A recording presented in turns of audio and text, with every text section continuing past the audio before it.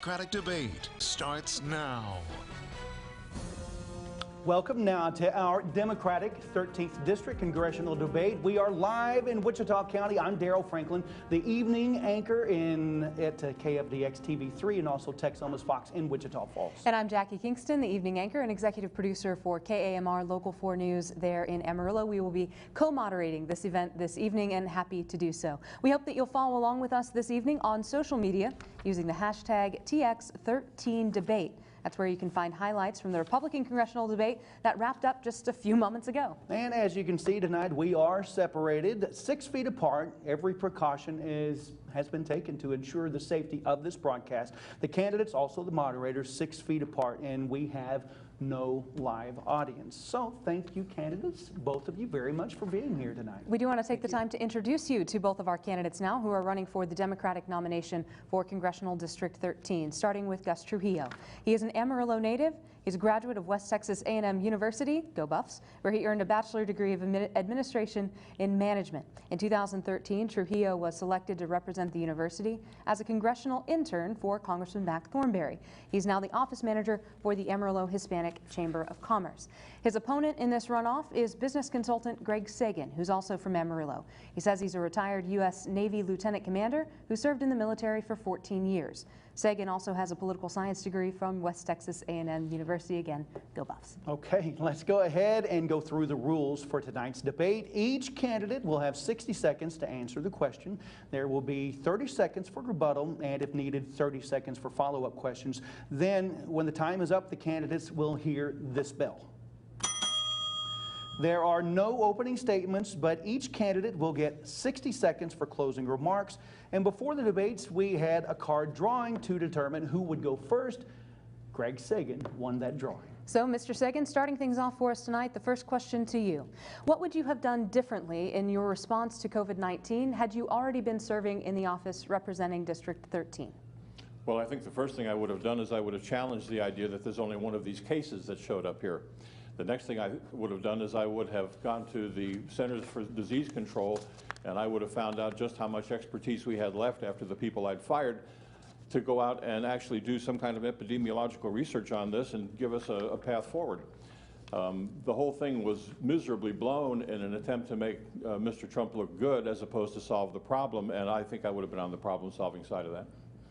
Thank you, Mr. Sagan. Mr. Trujillo, the same question to you. Well, first of all, I think the Trump administration made a mistake in basically abolishing the pandemic response team and then not following the guidelines that President Obama had included with the administration before he left. And, you know, they had to deal with H1N1, Ebola, and those are similar viruses, even though they're not as vitriolic as the new one that we have now with COVID-19. Mr. Trump had knowledge of this back in December and decided to squander that information and didn't do anything. So I think that the power needs to go back to Congress to really act on these things and create a more robust pandemic response, because this will probably happen every couple of years and we need to be ready for the next one. A recent UC Berkeley study estimates 74,000 lives were saved by harsh shelter-in-place measures. We've also heard that there has been a major increase in suicides, depression from all of the people being in shelter in place. Also, people may be just putting off getting the virus. If they are sheltered, if there's no vaccine, once they come out, they're going to be exposed to the vaccine. Now, knowing these things, would you support shutting the country down again? Mr. Trujillo. I would say a good example of that now is that Texas Governor Greg Abbott is already considering shutting or restricting a lot of things in Texas because of the pandemic. And I think that if we would have waited longer with more sheltering in place, we could have had a control of this virus. Now, in the future, if it gets really bad and our hospitals are overwhelmed and we have to take over football fields and have huge hospitals, then we may need to consider shutting down the country. However, I think that we'll have to, of course, keep essential workers and just be very cautious of our elderly and our very vulnerable populations who don't have as strong immune systems as young people. Mr. Sagan? I agree with a lot of what Mr. Trujillo said. I think this was something that should have been acted upon early as opposed to letting it sit and get worse. But when it comes to the issue of isolation, the fact of the matter is that people who have been exposed to this virus are not just risking their own lives. This this virus is so powerful that it can stay on your clothes. You can walk around and infect an entire neighborhood and never be infected yourself, and that makes you a carrier, and that makes you a health risk for public health. And that's something that the public administration should be concerned with, and they should take effective steps to stop that. And the only effective step we've seen so far has been isolation. So if that's what it takes to solve the problem, that's what should be done. Gentlemen, our next question tonight on the same topic, on COVID-19. If you could give the federal government a letter grade in their handling of COVID-19, of this pandemic and their response, what would that letter grade be and why? Mr. Sagan, the first question to you. What's lower than F? And I would give them that because they fail miserably. We've had over 100,000 Americans die just in this year. That's twice as many as Americans who died in Vietnam. That makes Donald Trump the biggest serial killer in America's history. What are we doing about that? Mr. Trujillo? I would also give them an F. I think that even now we still have PPE shortages, and the hospitals, the ones that know the full brunt of this pandemic are the doctors and nurses around the country, who are still, they're contracting the virus and they're secluding themselves from family. And this kind of deal should not happen in this country. We should have been ready. We should have had our stocks. You know, I know that President Trump had said that we were empty, and he was blaming it on President Obama that we didn't have enough personal protective equipment. Well, your job as the federal government is to replenish that, and it seems like when he did not appoint people in certain positions, a bunch of different positions in the administration, that's where the holes fell through, and now we have a full-blown pandemic. So we do need to improve on this, but it's definitely a failure on the administration. Okay, this question for both of you gentlemen, starting with Mr. Trujillo.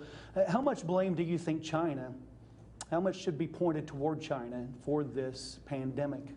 And also their response as far as letting the nations around the world know just how bad it was? I think that we do have to blame China for quite a bit of this. However, for the inactions of the administration, that still has to be blamed with the Trump administration.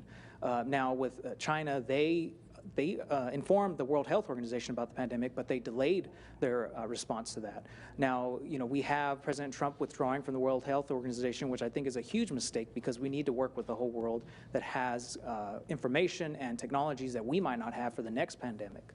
So with China, they did not inform us with enough time, like we're talking sooner than December, because their government really likes to keep things in secret, same with Russia. And we need to hold them accountable. Now, if that means that what we need to actually do is bring back manufacturing to the United States, and when that happens, we can, buy American and manufacture an American. But we'll have to ask ourselves, do we want to pay that extra cost to support our country in the next pandemic? Okay, Mr. Sagan, you have 60 seconds. Ask me the question again, would you please? I wanted to know how much blame you thought China, or how much blame should be pointed in China's direction. Let's stop right there. In the first place, it doesn't help anything to blame anybody for this, unless you have some kind of evidence that says that China did this on purpose and it was some kind of a targeted attack, and that this particular virus was developed in a lab in China. Now you have something to blame China for, but none of that happened. The tags on that virus tell you that it was not produced in a laboratory. It was produced in some other way, and China is just where it showed up first. And if you look at the migration of the virus out of China, it didn't target anybody. It hit all kinds of countries, and it eventually became a pandemic, and therefore you can't really say that China is doing this to the world. I want to continue to talk about the response that our nation has had to COVID-19 and our response here in District 13 specifically. Our schools had to shut down right around spring break. Our kiddos did not get to go back to school, most of them, after spring break, and they haven't been in a classroom face-to-face with a teacher since then. But we know that there is an education gap between the children who have access to broadband internet and the children who do not. So if you are elected to this position, and Mr. Sagan, this question will go to you first, if you are elected to represent District 13, what will you do? What are the actionable items that you will do and take to make sure that we can make up for that education gap between those children? Well, clearly, high-speed internet access is something that is becoming an essential for modern life. There are just too many things that depend on it. There's too much research that's done on it. I already know about stories of children in some of the counties in this district have to go to McDonald's to do their homework because they don't have high-speed internet access at home. And so it's almost like a highway. At what point do you decide that a dirt road to Amarillo from Wichita Falls should be replaced with something that has asphalt on it? Well, when the traffic gets to be so big that it is a demand and it is safer to do it that way than to not, it's time to put a road in. It's time to put high-speed internet access in across the district. Thank you, Mr. Sagan. Mr. Trujillo, the same question. Yeah, there's no question that in our district, like many others, especially in the Midwest, there are people who do not have access to rural broadband networks. And I know with the President Obama administration, they were starting to tackle this problem, but it has seemed to stall with this new administration. Now, I think that infrastructure is going to be very important with the next Congress coming in, especially because we have to rebuild our country after the COVID-19 pandemic. So, you know, even now, I have my sister had to teach my niece at school, at home, homeschooling, and we were lucky in that both of us, you know, we went to college and were well educated. The problem is that there's so many, especially minorities, so many people that don't have that education, don't have, including the internet, to educate their students. And so I think that we need to really champion our higher education and public schools so that we can invest in the future. And it just seems like in Texas especially that we keep cutting funding for education, which we should not. Okay, this question for Mr. Trujillo first. How do you believe the Capitol Hill organized protest, or CHOP, in Seattle has been handled by authorities?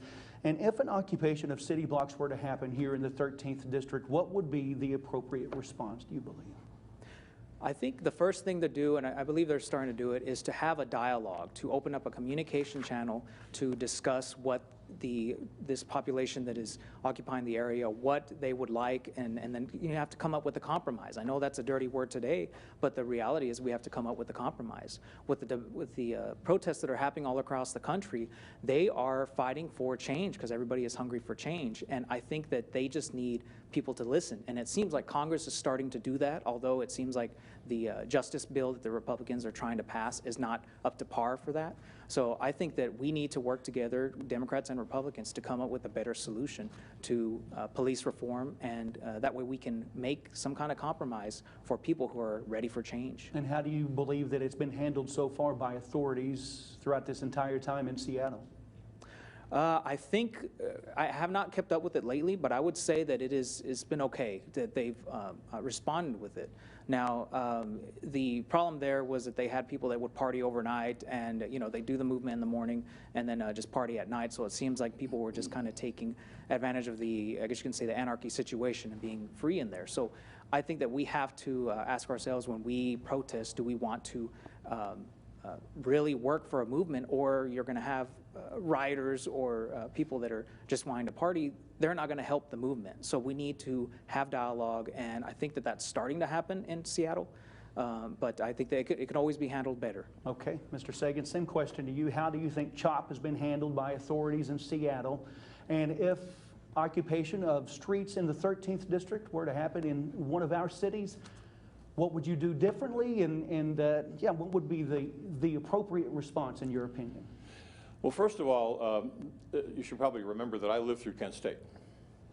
I grew up in the 60s, and if you want to see evidence of social unrest, feel free to look at film clips, news stories, and so forth in the 1960s, and this just does not get to that level. But having said that, the essential difference in my mind between a gang and a military force, or a gang and a police force, is who obeys the rules. And I think we have gotten away from expecting our police forces to obey the rules in all cases with all people. And when we are looking at things like police violence against blacks, that's something that rules should apply to, and I think they do apply to, and we should be looking at anybody who violates those rules as people who are outside the law, that they get cited for that or arrested for that, and they have to answer for that crime. But just allowing the police to run free and stomp somebody's head because he's black and they're white is a monstrous statement about our society. And so I think we should be following up on that better. So you think it's a good thing that city leaders there, it looks as though they're going to go ahead and shut this down? If that's what's on their radar, if that's the solution that looks best to them, fine. But that may not be the solution that looks best to us. We have a completely different demographic here. So we'd have to look at that separately. I want to keep on the same topic of police reform. In Wichita Falls, in Amarillo, and in Abilene, their budgets, their municipal budgets every year allocate millions of dollars annually to their police forces. Do you think that that money should be allocated differently, and do you think doing so would make people safer? I think it's a big topic of conversation right now, defunding the police. What is your opinion on that, and would it make people safer? Mr. Sagan, the question is to you first. Well, I certainly am not in favor of across-the-board defunding the police. But I do think that the police enjoy certain advantages of their position, one of which is that they get to confiscate property, and even if you are not later convicted of the crime or even tried for it, they get to keep the stuff. Now, there's something wrong with that. That's theft. These are the kinds of things that drive me a little bit nuts. And I think that people who are in a position of authority and who are responsible for municipal budgets, what they have to do is to come up with a method of financing their police forces that does not involve that level of theft from the public. And I don't think it should be that hard. We used to do it. Thank you, Mr. Sagan. Mr. Trujillo, the same question to you. Well, I do want to make sure that my position is not to defund the police across the board either. I think that we still need police in our country and in our communities. And what we've seen, at least especially in Amarillo, we have a lot of community policing that seems to be working. And I know that I attended a rally for George Floyd a couple of weeks ago, and everything was very peaceful. And even the mayor, the new chief of police spoke.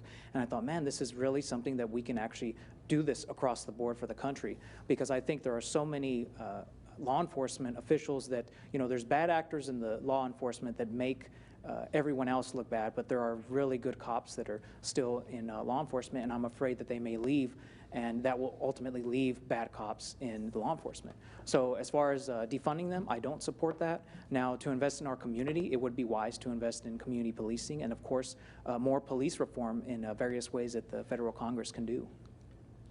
Okay, we're seeing more and more of these monuments and statues coming down. And in D.C. right now, there's an effort to take down a statue of Abraham Lincoln.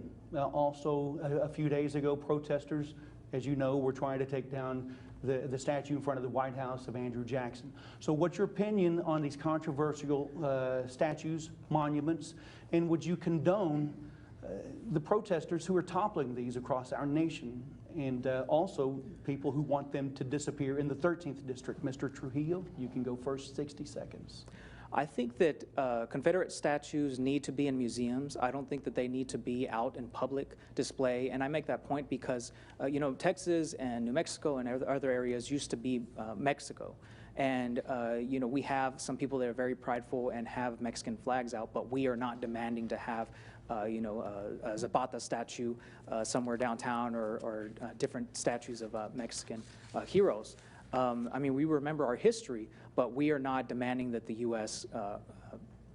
Build these statues. So I think that with Confederate statues, they should be removed properly, not by protesters or rioters for that, and they need to be in museums, just because I think that, I know that they were put there to try and unite the North and the South, but this is the Union, this is the United States of America, and to have a flag, a Confederate flag or Confederate statues still up in public areas, that's saying that, well, I guess this is the Confederate States of America instead of the U.S., so I support taking them down. Would you support removing the Jefferson Memorial?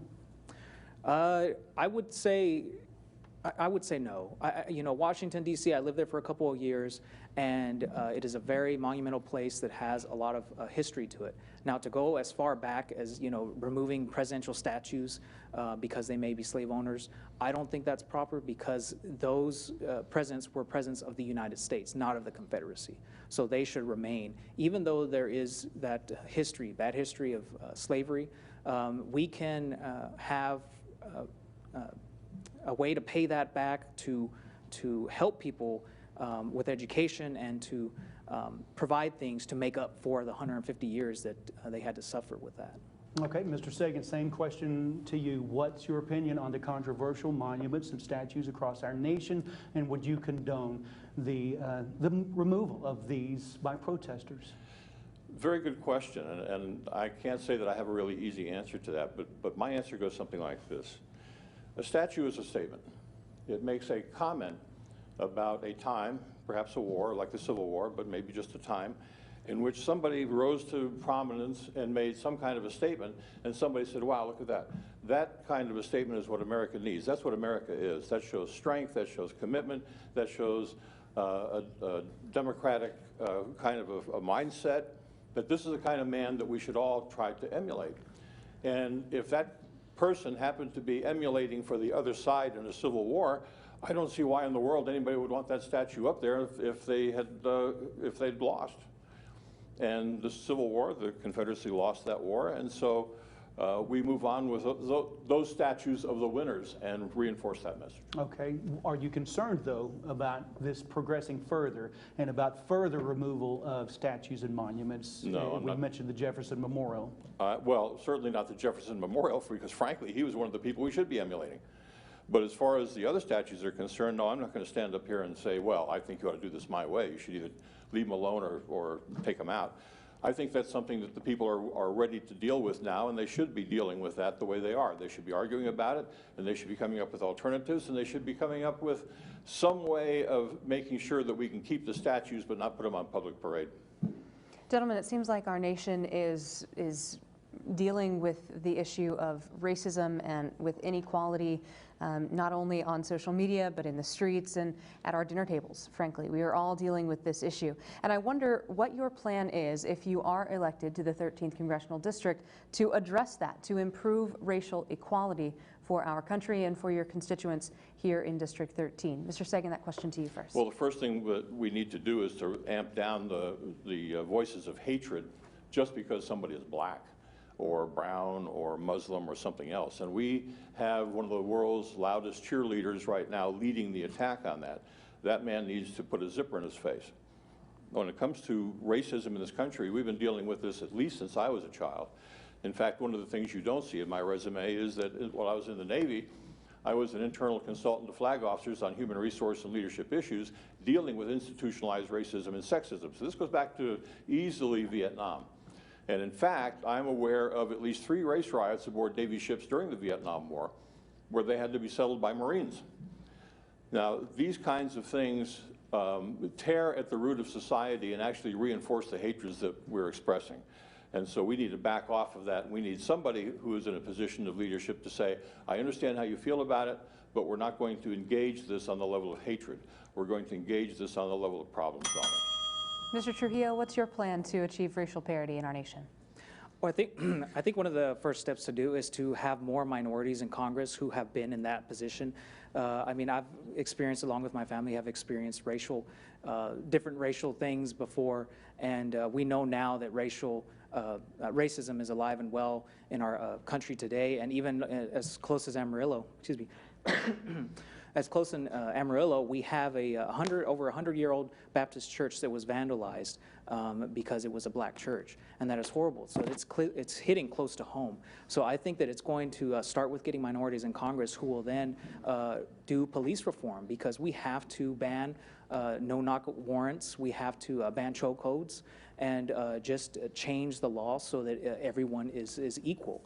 And I mean, even I know one of the states is already making it a law where if someone calls and they're referencing, oh, this black person or this brown person or whoever is doing something, they can be charged with a hate crime. We might have to consider that, where they're charged with a hate crime if they are intentionally calling the police to do that. I want to follow up with that question with you, Mr. Sagan. Are you also for police reform? I beg your pardon? Are you also for reforming the police force? If it requires that, certainly. I don't think every police force does, though. We see the ones that are causing trouble or starting trouble or finishing trouble in a way that causes more trouble. But there are a lot of most of the police forces out there, as far as I know, are actually quite ethical, reputable, very dedicated professionals. And I say, you don't have to mess with those people.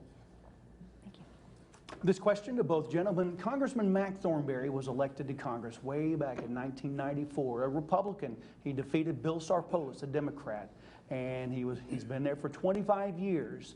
He went in with the wave of Republicans who went in 94 with the Contract with America. And first time in 40 years, Republicans took control of Congress. He's been there ever since, rose to power, chairman of the Armed Services Committee. And so I want to know from both of you gentlemen, Gus Trujillo, you interned with a congressman. I want to know, what is your reaction to Thornberry's leadership over this past 25 years? How would you rate him with a grade and why? Yes, I had the pleasure of interning in Congressman Thornberry's office, and I got that internship through West Texas A&M University, where I have always been interested in politics, and I thought that this would be a fantastic opportunity to learn about our area, especially because we are not the same area as New York or California, so I wanted to intern for our local congressman. And I think as a letter grade for Congressman Thornberry, I would say it's a B, possibly a little closer to C, but I hate to say that because he did a lot during his tenure in Congress. Now, I say a B because I really wish he would have met with the regular working class groups that are just the general working folks, because even when I worked in his office, I noticed that he would just, when he come back to the district, just visit with influential or wealthy individuals. So I wish that would have been different. I wish he would have had more town halls, because that is the job of a congressman. So there's little things here and there, and some policy differences as well, but as far as helping this area, it's a B. Okay, Mr. Sagan, 60 seconds. I'd be reluctant to give Mr. Thornberry a grade on his performance in Congress, simply because I don't have much to go on. For the past 3 years, I've traveled this district talking to people, residents, voters, asking them the question, what do you need from Washington that you're not getting? What do you wish Washington would do less of that you're getting too much of? And in almost every conversation with groups, I've had at least one person stand up and say, well, who is our congressman? And I'd say, well, it's Mac Thornberry. And then the next response was typically, is he still there? Then that, of course, is a yes. And then the next question was typically, I thought he said he would only serve for 6 years. What happened? And I have to admit that I don't know. The fact is that the wealthiest people in this district probably feel very well represented by him and would give him an A. Everybody else, we're talking about a non-entity. He's a ghost. He's an empty shirt. The people in this district don't know who he is, never see him, and don't see the effects of his actions in representing them. And so a lot of them are looking for a change. Gentlemen, we've now come to the time in the debate where you get to ask your opponent a question. Mr. Sagan, since you had the first question of the night, Mr. Trujillo, you get to ask Mr. Sagan your question first. You can frame it however you'd like. Mr. Sagan, you'll have 60 seconds to respond, and then you'll get to ask Mr. Trujillo a question, and you will have 60 seconds to respond. So what would your question be for your opponent? Yes, I would like to know why you are running for Congress and the reasons. I'm running for Congress because I don't think this district has been adequately represented there. And I think I can do a better job than the incumbent and the opponents. Okay. Mr. Sagan, what would you ask of Mr. Trujillo? Explain the difference to us between fiscal and monetary policy. I mean, those are pretty technical terms. I'm not going to be completely. No, they're not. I'm not going to be completely bright with that, but I know that my experience on Capitol Hill has been very valuable, and I think that a heart to serve is more important than, I guess, specific terms. And so you don't know? I mean, I'm not going to sit here and try and be an economist when I'm not an economist. Mr. Trujillo, what would you say to gain the trust of the people of the 13th District who are convinced you're just going to drop out of the race should you get the nomination and ensure a Republican victory in November? Well, I think, you know I was accused of that, of working for the other side, and I thought it was pretty ridiculous because all my friends and my family know that I've been a Democrat my whole life. And so you can ask them, and they won't debate about that. So I think that just because I interned for Congressman Thornberry, I'm starting to get the aim at me saying that I'm on their side. But I have been voting Democrat since John Kerry ran for president. I voted Democrat in all the previous elections. And I am simply trying to come up here and unite people because in Washington we have too much division, and we need to come together to work together and pass effective legislation that will help this community and the whole country. Okay. Mr. Sagan, the next question is to you. It's a topic that you and I have talked about before. Your former sister-in-law has accused you of molesting her when she was a child. Mm-hmm. Do you, as you did when we previously discussed it, you said you had fuzzy memories of the time that she had described, and then you more full-throatedly denied it in an email to me. Do you deny those allegations, and do you think that those allegations disqualify you from this office? First of all, to deny the allegations would imply that I remember what happened and what didn't happen during that summer. And during that summer, I did have an emotional breakdown, and I was drinking heavily, and I went through 14 years of counseling after that to do my best to forget a whole bunch of things that happened during my first marriage, that summer being one of them. Now, what that did was it delivered into my former sister-in-law's hands the opportunity to accuse me of anything she wanted to, and there's nothing I could say about it because I already said I didn't remember. And so she took advantage of that. Fine. I expect that, especially from certain quarters in our political spectrum, that they like that sort of thing, and they think that that makes them look more qualified for Congress if they can call out something like that and say, wow, look at that. The problem, of course, is it's A, 40 years old. Where has she been for 40 years? B, why did she raise it now? She raised it as an act of political extortion. The condition was that if I didn't drop out of the race, she would go public with that. That does not make it a clean accusation of a crime. That puts a slant on it that is definitely political. And there are people out there that are willing to take advantage of that. But you have one. You have one accusation from one person that's 40 years old. And what does that mean? I can't tell the public how to rate that. You're going to have to listen to that and decide for yourself. A, is it true? And if so, what does it mean as far as my qualification for Congress? B, if it isn't true, what does that say about the Republican Party, for which she is obviously sweeping floors or something? She's doing something for them, either as an operative or as somebody who is a friend of the party. But I don't know. I haven't spoken to her directly about this. Mr. Sagan, I'll follow that up and ask more directly. If you were a constituent in a district where someone was running for an office, would you be comfortable voting for a person who had the similar allegations, these exact allegations levied against them? Would you still vote for that person? You mean like Donald Trump? Are you a Trump voter? Would I vote for Donald Trump? No. But you look at Donald Trump's history and look at the wreckage in his wake, and he's got non-disclosure agreements, he's got threats, he's got lawyers going after these people, payoffs. He has all this. I have none of this. My ex-sister-in-law, I'm sure, will be the first one to tell you, no, I've never told her to keep her mouth shut about any of this. No, I've never threatened her. No, I've never offered her money. No, I've never done anything about this. And so if I saw a track record of somebody who was still today, not 40 years ago, was still today that kind of a threat to society, of course I would not vote for that person.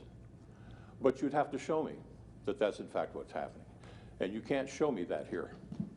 Thank you, Mr. Sagan. Okay, this question for both the candidates, starting with Mr. Trujillo. The national debt now is over $26 trillion. $4 trillion, about that amount, is expected to be added just from 2020. So, do you believe another shutdown would be worth the rise in the deficit even further, and also the catastrophic effects it would have on the economy again, and for the folks who are struggling right now, who may never get their life's work back already? I think that we are going to have to ask ourselves, how do we balance reopening the country when the pandemic will, hopefully it won't, but if it does keep getting worse, we're going to possibly just have to consider providing some kind of universal basic income to everyone, especially older people who are more vulnerable and they can't work in the virus environment. Now, even though young people are more immune to this virus, that doesn't mean that they're going to be immune from the side effects that it has, such as brain damage and loss of smell or taste. So I think that if it comes to that point where we have to shut down the country so that we can prevent this virus from taking more lives, because as we've noted earlier, it's over 100,000 people have died in the United States, and that's a huge number. It's not like the flu. So if we get to that point, then we will have to, I guess, have younger people out working, taking the proper precautionary measures, and then the more vulnerable people may have to be at home and get some kind of income because they can't live just staying at home, and a lot of people want to work, but the reality is the virus is bad. Okay, same question to you, Mr. Sagan. You have 60 seconds. We had these same responses, excuse me, to the Spanish flu pandemic back in 1918. There were some cities in America that said, oh, it's nothing to worry about, keep the doors open, let people circulate as they will. And what did we see in those cities? We saw this ramping up of the virus and the infection rate, and we saw that their economies actually suffered more than the economies of those cities who took as the first step to keep everybody in isolation from each other. The fact is that this is a problem that has a requirement for at least 2 simultaneous answers at the same time. One of them is to keep businesses afloat, and the other is to keep the individuals who buy at those businesses afloat. And you can't, they're a zero-sum game right now, because if you ramp up one, you amp down the other. And so what we really need is to be able to ramp both of those up at the same time. And the way that should look is to say, if you're a merchant and you do person-to-person brick-and-mortar selling, then you need to have a store environment that's safe for your customers. And if you're a customer walking into these stores, you are bound by their regulations. Gentlemen, let's talk a little bit more about the economy there. In our district, in District 13, obviously our meatpacking plants were mandated that they would stay open. That's a huge source of revenue for our district, and especially the Amarillo area. But there are other small businesses that did have to shut down. So what do we do to get our economy back on track when we do have some semblance of coming out of COVID-19? Mr. Sagan, to you first. Well, the first step in building any economy is to increase demand. In classical economics, demand establishes the market, supply establishes the price. And so if somebody wants something, if they need something, they will go find it. They will find somebody to sell it to them. And if you're an entrepreneur, you will figure out a way to sell this guy what he wants. But when we're talking about recovering from something of this magnitude that has this many tentacles, if you will, into other parts of society, it needs to be a much broader approach. We can't just get by on giving people $1,200 a piece every 3 months and think this is going to be a solution. There's going to have to be something that sustains these small businesses through this period and sustains the individuals who need basic commodities, you know, health and care and food and water and so on. And those need to be addressed simultaneously so that people can get their needs met, and the businesses that rely on meeting those needs can stay afloat. And then I think we need to come in behind all of that, excuse me, with targeted support for businesses that are now failing anyway. Thank you, Mr. Sagan. Mr. Trujillo, how do we get our economy back on track? Yeah, I know when the coronavirus hit, it flipped everything on its head, and now we are dealing with a huge deficit and debt.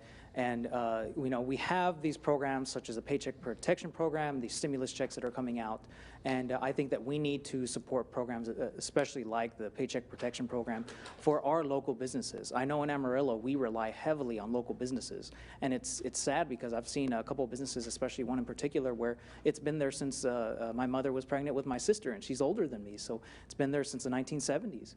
And they had to shut down because of coronavirus. And so, you have these large corporations, different restaurants like Shake Shack, McDonald's, or whoever, that will be okay because they have plenty of money. They're sitting on plenty of money, and we know that because they don't pay their employees enough. And I think that we need to invest more in small businesses because they are really the backbone of this country. Okay, this question for both of you. We'll start with Gus Trujillo on this. After first the lockdown protests and then the protests that followed George Floyd, we're talking many thousands of people very close together. Studies have shown no real spike in coronavirus numbers there after those protests. I know a lot of people would be very surprised in that, but the study, the latest one, just out in the last couple of days. That being said, what's your opinion then with President Trump's rallies in these large arenas, and what would it be going forward? I think what helps is that these protests are mainly outside, and even though that helps only a little, a lot of people, especially when I went to the rally in Amarillo, a lot of people would take seriously wearing masks. And it's unfortunate that more Democrats wear masks than Republicans. I really wish everyone would take it more seriously because we know that doctors and nurses know how dangerous this is, and they're wearing them all the time. So I think that having rallies, in particular with President Trump in Tulsa, it presents a new risk, because if he did it outside, it may be better. But I don't think it's very wise to do rallies, especially now. Maybe wait a couple of months. We still have some time before the election. But this virus is rampant, and we don't even know how it's going to affect us here in District 13, because people left from here to Tulsa to go see President Trump's rally. And who knows if both of our hospitals and the rural hospitals just get overwhelmed. So we won't know that until time will tell us. But we need to take this virus seriously and not have indoor massive events. And Mr. Sagan, same question to you. Donald Trump missed a great opportunity early on in all of this.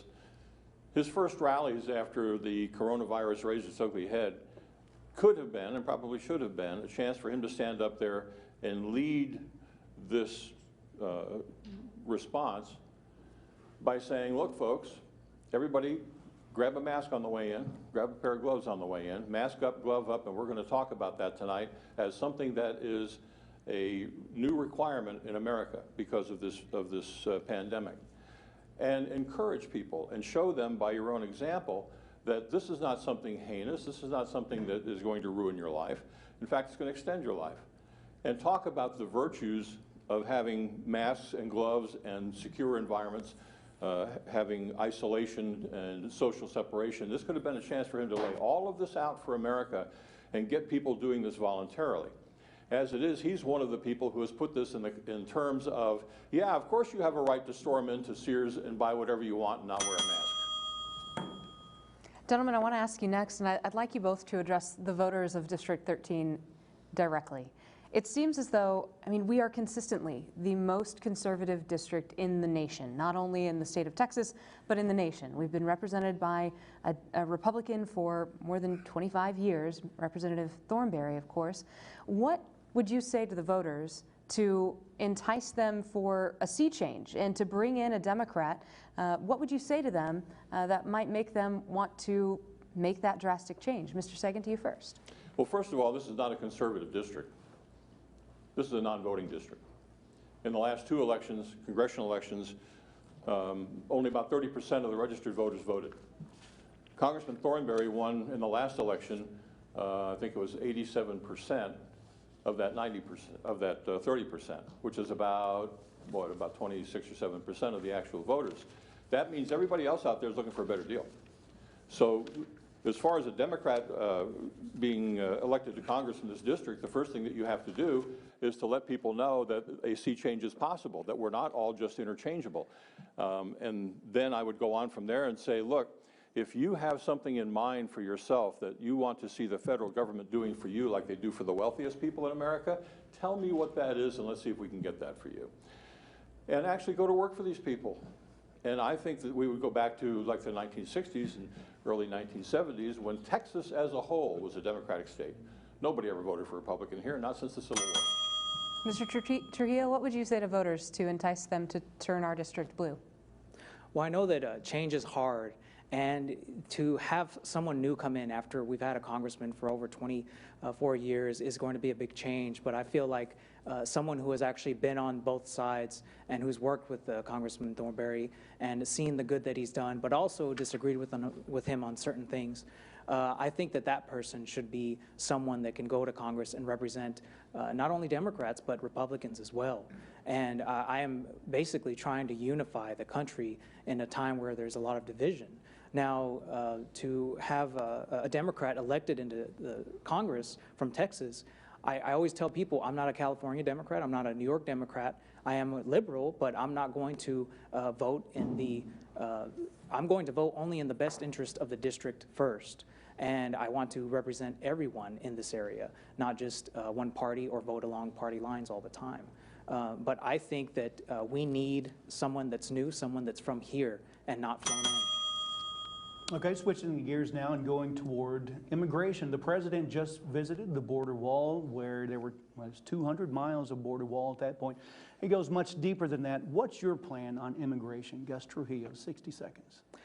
Yeah, I know that immigration is a very tough issue to battle, and we've been trying to get Congress to do something about it for a very long time, and I think that the time is definitely due because during the Trump administration, we are seeing, unfortunately, children in cages, and with that, that's a whole issue in itself that we've created, or he has created, a orphan group now that are going to be potential domestic terrorists in the future. Because instead of these children coming to the United States and liking Americans and enjoying the country, they are going to grow up to be violent, have mental issues, and that's not good for our country in the future. And the parents are not going to come back and claim them because they thought, well, the United States will actually take care of them. So I think this situation has just exacerbated the problem of immigration. We need to have effective immigration laws and not just build a border wall that is a physical representation of division. We need to have actual policies that will help us and Mexico control this issue. Okay, Mr. Sagan, you have 60 seconds on immigration. Well, first of all, the border wall, or the border fence, as I like to call it, which is what it really is a silly idea. In all of history, there has never been a wall that has kept one population off the land of another population if they want to be there. And I don't care which wall you look at. You can go back to Hadrian's Wall, the Great Wall of China, Siegfried Line, the Maginot Line. Any wall you can think of has been defeated by a mobile enemy. In fact, General Patton used to say that fixed fortifications are monuments to the stupidity of man, because they can all be defeated, and so can this wall. Now, the best wall we ever had was NAFTA. Why? Because it created a middle class in Mexico. When people come into this country for economic reasons, whatever we want to put in place to slow that down must also be economic in nature, and that's what NAFTA was. By simply building a physical wall, what we're saying is that the economic impulse is not as great as the physical impulse to just come here and take over our country, which is patently absurd. Nobody is coming up from Mexico to take over America. Gentlemen, I want to ask you another question for the voters of District 13. Obviously, you two are both Democrats. You espouse Democratic beliefs, and you adhere to that party. You're on the ballot as a Democrat. What is the difference between you candidates? Why should voters pick you over your opponent? Mr. Sagan, that question is to you first. What's the difference between you and Mr. Trujillo? Well, first of all, I'm the only trained economist of the four, trained at the graduate level. And that right there is important. Because what we're facing in this country, regardless of what we hear in terms of rhetoric from the Republicans, is this is not a country that is on the spines of Roe v. Wade. The reason we're packing federal benches with conservative judges has nothing to do with Roe v. Wade. In fact, the Republicans in Congress today and in the White House don't give a damn about Roe v. Wade. They don't care whether it stands as a decision of the Supreme Court or it goes down. What they're really after is something that's, if you're familiar at all with the Virginia School of Economics, is they're interested in an economic changeover of the United States out of a democracy and into a plutocracy, where the top 1% of earners, those earning over $10 million a year, decide public policy. And the rest of us not only don't have a right to vote, ultimately, in their ultimate scheme, we don't even have the right to complain. And this is what they're really aiming for. This is why they're packing those benches. Roe v. Wade is just something out there to light people up and make sure that they come out and vote Republican. Mr. Trujillo, what differentiates you from Mr. Sagan? I would say that right now there is a somewhat of a revolution happening in Democratic politics and Republican politics, where both parties seek to have young, new voters come into the party to reinvigorate things. And I think that having someone who, of course, was born and raised here all their life and who has a big heart to serve and who basically comes from a working family and a military family, who will represent people effectively in Washington, because I think that it makes a difference where someone's heart is and where they want to represent people effectively and help others. I've always been like that. I've always been a hard worker as well. And I know that, you know, I always get discouragement of people saying that this is a conservative area and you can't win, you're a Democrat. And I thought, you know what, I'm going to try. And I think that the issues that we have today of trying to get affordable health care and growing the middle class and a bunch of great things, especially with climate change, we can do that with the new representative. Okay, let's go ahead now and talk about faith. Beginning with you, Mr. Trujillo, talk about a moment in your life where your faith helped you get through a very tough time. Yes, I was born and raised Catholic. I'm still Catholic today. And I actually go to the oldest Catholic church in Amarillo. And I was an altar server for almost 10 years. That was a really meaningful time in my life. And we had a great pastor, a priest that made a big impact. I think that the time where I really needed a lot of faith was when I lost my father. My father, at the end of his life, he was trying to be there for us when he really wasn't there during the beginning. I faintly remember him as a child, but I mostly remember him when I was an adult. So having a strong faith really helped me get through that situation. Having some great friends at West Texas A&M University helped that as well. And I don't know where I would be without that. So I am a strong believer in faith and in prayer and the power of God to get us where we want. And the only reason I'm standing here today is because of him. Okay, Mr. Sagan, the same question to you. I'm not a real big champion of anybody's religion. I'll tell you that right now. I was raised Catholic also. Went off on a spiritual quest, I guess you would say, of my own in my 20s and 30s, and did a lot of comparing. I looked into Hinduism, I looked into Islam, and I'm not talking about a deep dive, I'm talking about something fairly superficial. But, you know, a number of different philosophies, theories out there.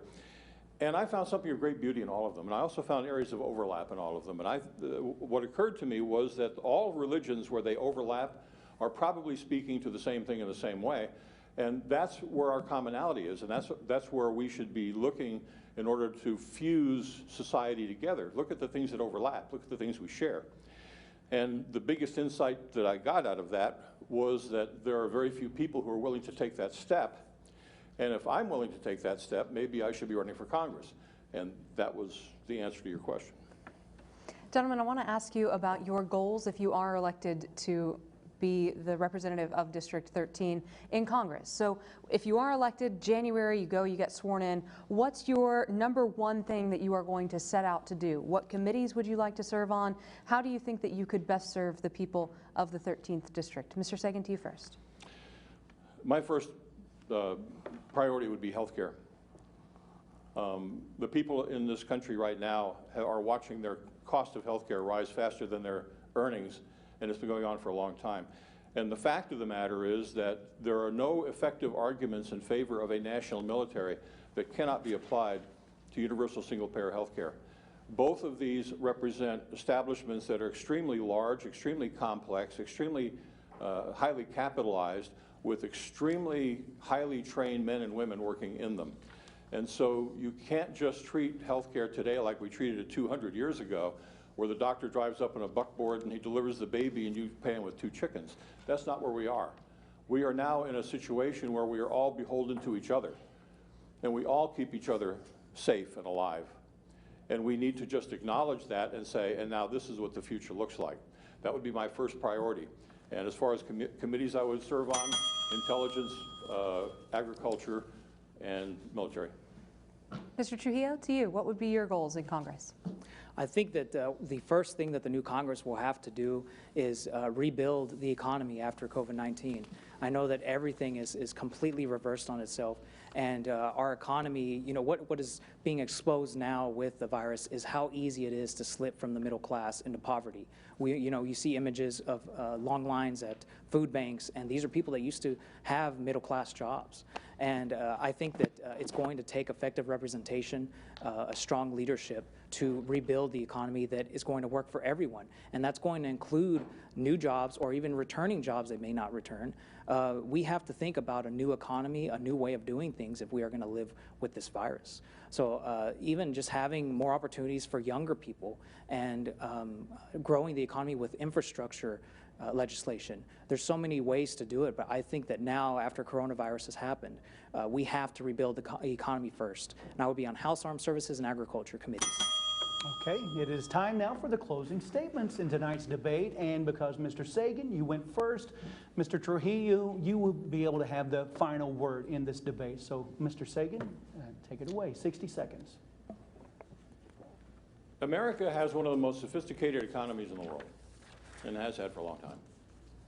America has one of the most sophisticated political institutions, if you will, in the world, and has had for a long time. And this is not something to which I would feel comfortable leaving to a dilettante or a rookie, a newcomer. It takes a lot of preparation, I think, to become a member of Congress who can actually effectively represent a district. And a lot of that has to do with understanding the reach and the nuance and the limitations of government power. And right now, we seem to be sadly lacking in that. So I think one of the first things we need to do is to jerk certain federal officials back into line. But that's my answer to that one. Okay, and your final statement, Mr. Trujillo. Hello, my fellow Texans. On July 14th, you will have a choice to elect a candidate who is going to represent the Democratic Party in the 13th District of Texas. I hope to be that choice because I am a servant leader at heart. I want to give back to this community because it has given me so much, and I want to just return the favor to you. I don't come from influence. I don't come from money. I come from a working class family that started in the Barrio neighborhood in Amarillo, Texas, where my grandfather worked on the Santa Fe Railroad and my grandmother worked as a hotel maid. Together, they were a middle-class family that worked hard for their family, and it is because of them that I'm able to stand here today. I hope to be your voice in Washington because I know how it is to struggle in today's America. And we have a lot of work to do, not only with the economy, but racial relations and young people just having new opportunities. So I hope to be your representative, and I hope to be that candidate on July 14th. Vote Gus Trujillo. Gentlemen, we want to thank you once again for taking time to be here and take part in our debate tonight. Don't forget that our conversation does continue over on the hashtag TX13debate and on our websites as well with post-debate coverage. And there are many issues to consider when you go to vote. We hope this debate and the debate earlier in the night really helped you to learn more about all of these candidates. Just head over to our website. We have information from both candidates about where they stand on the issues that are important to you. Now remember, early voting starts on Monday, so get out and make your voice heard. From all of us here at your local election headquarters, I'm Jackie Kingston for Daryl Franklin. Thank you for joining us tonight from Wichita Falls. Thank you to the crew and the people who put this together tonight. We appreciate their work, and again, our thanks to all of the candidates who participated. Good night from Wichita Falls.